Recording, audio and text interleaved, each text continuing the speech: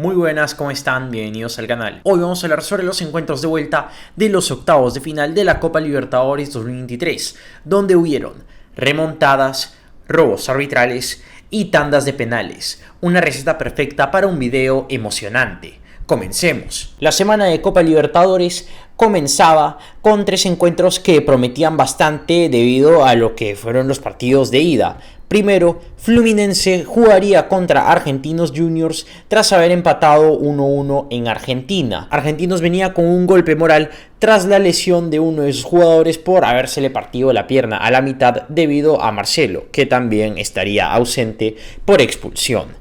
El Flu no tendría un rato fácil en el Maracaná, es más, diría que Argentinos se planteó mejor de lo que muchos esperaban y por momentos estuvo cerca de marcar un gol que adelantaría al bicho de la Paternal. Sin embargo, de las pocas oportunidades que tuvieron, estas no pudieron ser aprovechadas, siendo la más importante un error que recuperó uno de los jugadores argentinos, que pudo ser un penal a favor del equipo argentino, pero que la pelota siguió siendo jugada y al final no terminó en una anotación. Y el Fluminense en la segunda mitad, desde mi punto de vista, comenzó a tener un dominio más grande de la pelota, al ser el equipo obligado a anotar el gol por ser el local. La jugada clave del partido para mí sería una no expulsión de parte del árbitro hacia uno de los jugadores de Fluminense por meterle una plancha en la cara a un jugador de Argentinos Juniors, y esto, si lo revisaba el VAR, era una tarjeta roja clara para el Flu, que se quedaba con 10 jugadores a falta de unos 20 minutos para terminar el partido. Al no ser ese el caso, Argentinos medio que se desmotiva, y eso contribuyó a que al minuto 86 apareciera de nuevo el jugador más importante en la serie para el equipo brasileño, Samuel Xavier, que mete un golazo de volea que no pudo contener el portero Acosta, que por cierto estaba siendo debutante para el conjunto argentino debido a la expulsión del arquero titular en el partido de ida. Argentino se fue con todo al ataque después del gol tardío de Fluminense, y debido a esto no pudo contener un contraataque que concluiría en el segundo gol del Flu de parte de John Kennedy, el que está vivo, al minuto 90+7. El Fluminense, con polémica, cerraba un 2-0 que lo colocaba como el primer equipo de la Libertadores actual en cuartos de final. El siguiente encuentro de la noche que vamos a comentar sería el Atlético Paranaense contra Bolívar de Bolivia, que no estaría exento tampoco de polémicas arbitrales. El Paranaense ya sabía lo que tenía que hacer tras perder 3-1 en Bolivia, que es atacar durante todo el partido, y la posibilidad de que algo así ocurriera aumentaba al ver la cancha del Paranaense, que es muy extensa y facilitaba el juego largo. No obstante, el equipo boliviano, con Carlos Lampe como arquero, se pararía en la cancha de una forma excepcional y le darían un mal rato al conjunto de Paraná. Si tuviera que resumir el trámite de este juego, sería un Paranaense atacando por oleadas al Bolívar y no teniendo mucho éxito en sus llegadas. Tan poco éxito tuvo el Atlético Paranaense que su primer gol en el juego sería al minuto 31 por un penal dudoso de Fernandinho, que lo cobraría de forma acorde. El Bolívar se mantendría aferrado a esa ventaja de un gol que aún tenía en el resultado global, y sobre el final del primer tiempo los bolivianos meterían el gol del empate que liquidaba la serie. Sin embargo, por un empujoncito tonto, casi no cobrable, que el árbitro Kevin Ortega interpretó como una falta, el colegiado anuló el gol de Bolívar, una acción inentendible que solo se explicaba como un intento de favorecer a Paranaense. 22 minutos después de la reanudación, el Paranaense empataría la serie con un gol de Vitor Roque, que dentro de poco se irá al Barcelona, y el Bolívar resistiría por el resto del partido, forzando la tanda de penales, que sería decisiva. Thiago Heleno, que ya había sido protagonista en el partido, falló el quinto penal y Bolívar se llevó con un marcador de 5-4 la clasificación a cuartos de final y será rival del ganador del siguiente partido que vamos a comentar. En el estadio Beira Río, River Plate visitaba al Internacional de Porto Alegre, buscando asegurar el resultado que había tenido en la ida de 2-1. Sin embargo, el equipo brasileño, para la sorpresa de muchos, no tendría un partido deslucido como lo habían sido en las últimas fechas del Brasileirao, sino que jugarían bastante bien desde un inicio, encerrando a un River que por momentos no sabía qué hacer. Durante todo el primer tiempo hubieron diversos ataques de parte del Inter, siendo el más claro un tiro de Alan Patrick solo frente al arco que sería fallado. En un inicio los árbitros cobrarían posición adelantada, pero luego se confirmaría que Patrick estaba efectivamente solo y habilitado, lo que dejaba a más de un hincha del Inter con las manos en la cabeza. Después de estas acciones, River no respondió de forma acorde a como se lo exigía el partido. Para mí fue un error de parte de Michelis colocar a Pablo Solari de titular, porque River, para ganar este partido, necesitaba jugar a la posesión y Solari, en mi opinión, servía más en un segundo tiempo en el que River tendría que jugar a los contraataques, cosa que ni siquiera terminó pasando en la segunda mitad, porque en el segundo tiempo Internacional siguió atacando hasta que anotaron el gol del empate de la serie de Gabriel Mercado al minuto 70 de cabeza, y de tiro libre 8 minutos después Alan Patrick se reivindicaría en un tiro libre cuyo tiro rebotó en la barrera de River Plate. Hasta ahora 2-0 para Internacional y clasificación. River Plate apeló a la mística, a los corners con más huevos que fútbol, y al minuto 90 el paraguayo Robert Rojas empató todo. Un rebote en un corner fue suficiente para mandar el juego a la segunda tanda de penales en los octavos de final. Acá River comete otro error clave, que tampoco se culpe a De Michelis mucho por esto, y es la presencia de Armani en toda la tanda, porque esta en cuestión tendría 10 penales pateados en total, en los cuales ni el arquero Rochet ni el arquero Armani atajaría ningún remate, porque River falló 2 penales, uno que fue doble toque de Pablo Solari y otro que mandaría al palo Robert Rojas, mientras que Internacional de Porto Alegre mandaría un tiro de pena al palo y el otro penal de Rochet la meterían al arco.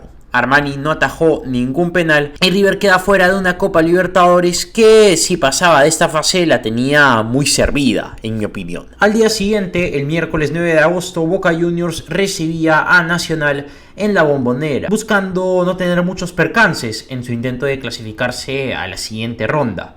Boca tuvo un buen partido para mí. Fueron superiores a Nacional en todo momento, pero hay un problema al jugar contra un equipo uruguayo, y es que estos no necesitan jugar bien, sino ser los más efectivos posibles, cosa que fue Nacional en este juego. Los Ceneices, con una actuación destacada de Valentín Barco, orquestarían el primer gol del partido al minuto 12, pase del Colo a Advíncula, centro a la cabeza de Merentiel, y este explotaba la Bombonera. 4 minutos después, Treza, apelando a lo que les dije antes, metería de cabeza el gol del empate para Nacional. Después de este gol, los uruguayos dominarían todo el primer tiempo, y cuando se reanudaron las acciones, Boca volvería a tener un dominio yendo con todo por el gol de la victoria. El peruano Luis Advíncula cerraba un partido redondo con el gol del 2-1 al minuto 47, gracias a su zurda mágica, y Boca después de esto tuvo chances de meter el tercer gol. Cavani estuvo a nada, Benedetto tuvo alguna que otra chance, pero cuando nadie se lo esperaba, un error del Chiquito Romero dejaría el arco solo a Ramírez para anotar el 2-2. El partido luego se iría a tanda de penales y Chiquito pasaría de ser villano a héroe, atajando 2 penales, y Boca finalmente ganando el partido 4-2. El hincha de Boca sufrió más de lo que se merecía en este partido. Es un triunfo justo porque lo debieron ganar en los 90 minutos y ahora tendrán que esperar a Racing Club, del cual voy a hablar cuando toque comentar los partidos del jueves. El siguiente partido del miércoles fue el Independiente del Valle contra Deportivo Pereira. Y acá me equivoqué en mi predicción, porque el Independiente hizo el máximo esfuerzo para quedarse fuera de la Copa Libertadores. Me explico. Al minuto 6 de este juego, el equipo ecuatoriano anotaría el gol que empataba la serie tras haber perdido 1-0 en Colombia. Hoyos no decepcionaría, y luego de esto, en todo el partido, Independiente tendría un palo, varios remates, 26 en total, y el Pereira aprovechaba nomás las contras para ver si se encontraban con un gol milagroso. ¿Qué ocurriría al minuto 50? Larriangulo, tras una jugada por el costado, metía la anotación del empate y parecía que el juego se mantenía a favor de los colombianos, pero ocurrió la tragedia. Al minuto 83 se cobraría un penal gracias a la intervención del VAR para el equipo del Valle, y Michael Hoyos, que había anotado el primer gol del partido antes, hace la mayor tontería que he visto en toda la Copa Libertadores hasta ahora. Quiso definir el penal como si fuera Jorginho, y en vez de ser el jugador italiano se pareció más a Carlos Ascuez.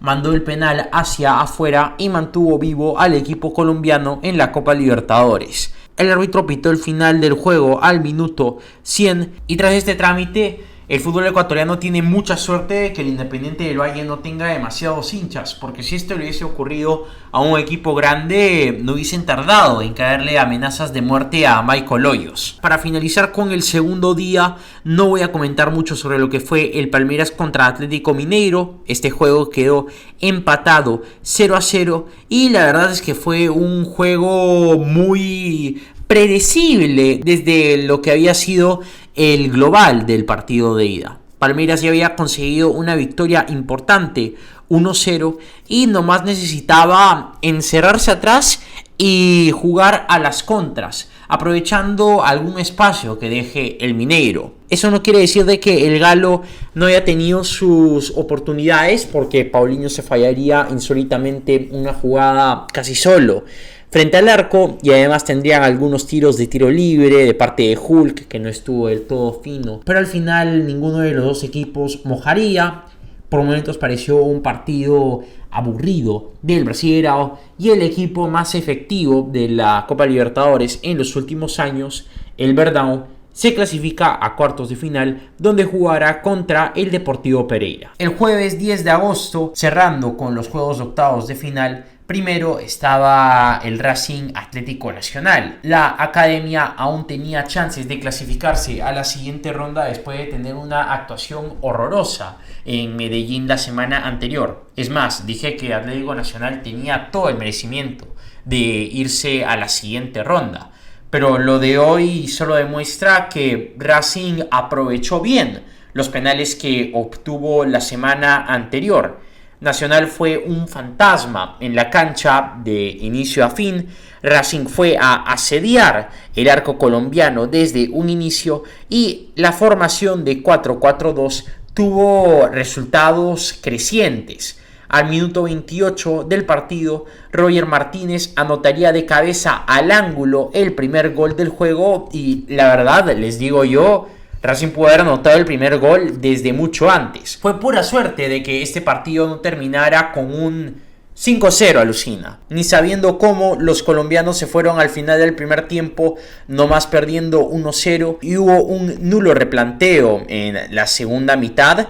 Diría que recién en los últimos 15 minutos Nacional intentó atacar, pero ni hubo caso, porque desde antes Ojeda anotaría el gol que empataba la serie al minuto 50 tras una escapada por el costado derecho, y al minuto 56 de autogol Aguirre anotaría el tercer gol de Racing, que en la cuadra en la que me estoy hospedando ahora se escucharon bastante los gritos de gol. Tengo que reconocer en este tercer gol de Racing que fue hecho a puro esfuerzo, porque parecía en un inicio que la pelota se iba a salir de la cancha, pero uno de los jugadores de Racing recuperó el balón, el equipo se tomó la molestia de mandar la pelota al área y la pelota se terminó metiendo. Ni siquiera sobre el final del partido hubo el clásico momento Racing en donde todo lo echa a perder. No. Los celeste y blanco tuvieron un partido sólido de principio a fin, y a pesar de la polémica del partido de ida, diría que son merecidos clasificados a la siguiente ronda. Y terminando con el video, hablemos del Olimpia contra Flamengo, arrancando con un clip mío de la semana pasada vaticinando lo que ocurriría en este partido. Yo les digo desde ahora, si Olimpia va con un plan recontraofensivo en Paraguay, Se les viene la noche a Flamengo. Lo estoy diciendo con 100% seriedad, no estoy jodiendo. Y dicho y hecho, Olimpia, a pesar de tener un inicio de partido desalentador por el gol de Bruno Enrique de Flamengo al minuto 8 de pelota parada, ellos siempre supieron que tenían a su hinchada por detrás. Iván Torres empataría el juego de cabeza al minuto 12 debido a la pésima marca de los defensas de Flamengo, y después de eso el Olimpia seguiría teniendo el dominio del partido. El equipo paraguayo para mí tuvo un plan de juego muy claro desde el inicio, que era aprovechar las pelotas paradas al máximo, y la mejor forma en la que se evidenció esto fue en la segunda mitad.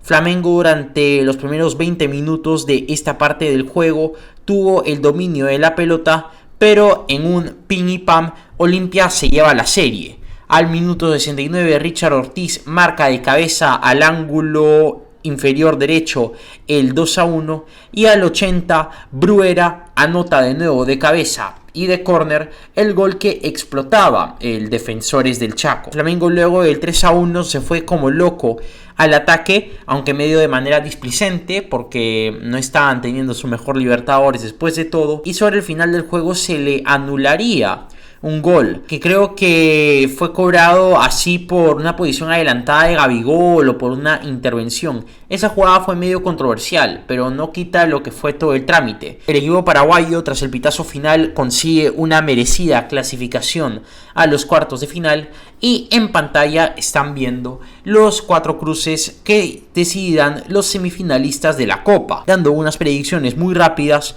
pasan Boca, Palmeiras, Bolívar y Olimpia. Dejen sus predicciones en los comentarios.